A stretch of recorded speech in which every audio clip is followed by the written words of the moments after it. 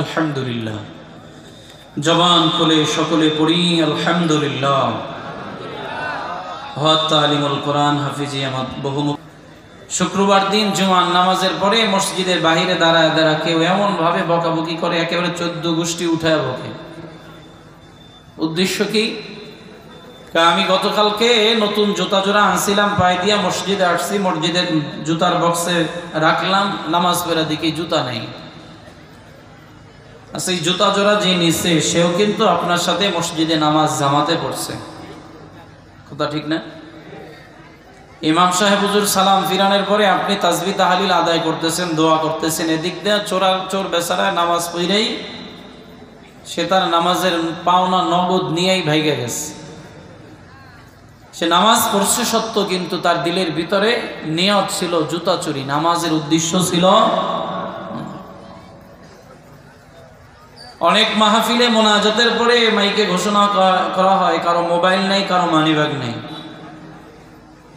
ওই যে হুজুরের সাথে মুসাফা করে ভিড়াভিড়ির মধ্যে একজনের পকেটে আরেকজন হাত ঢুকে কামসাইরা চলে যায়, হয় কি হয় না? যে ব্যক্তি বয়ান শুনলো 2 ঘন্টা 2.5 ঘন্টা, সেও কিন্তু আপনার সাথে এই মজলিসে বসা ছিল, শেষ পর্যন্ত তার উদ্দেশ্য হাসিল করে চলে গেছে। তার মানে বোঝা যায় যে এই মজলিসের মধ্যে সকলের উদ্দেশ্য এক না। শুক্রবার দিন সকল মুসল্লির নিয়ত কিন্তু এক না, বিভিন্ন ধরনের মুসল্লি সমাজে থাকে।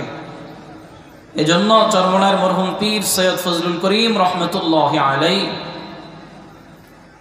তিনি চরমনায় প্রত্যেক উদ্বোধনী বয়ানে একটা কথা বলতেন, বাবা এই ময়দানে যারা আসছে সবাই এক নিয়তে এক উদ্দেশ্যে আসে নাই। কেউ আসছে এখানে দেখার জন্য, অনেক লোকের সমাগম হয়তো দেখে আসি, কেউ আসছে বেচা কিনা করার জন্য, অনেক দোকানপাট হয়, কেউ আসছে আবার পাগলের পাগলামি দেখতে, কয় কেউ ডাক দেয়, চিক দেয়, কেউ দৌড় দেয়, ফাল মারে, এগুলি দেখার জন্য।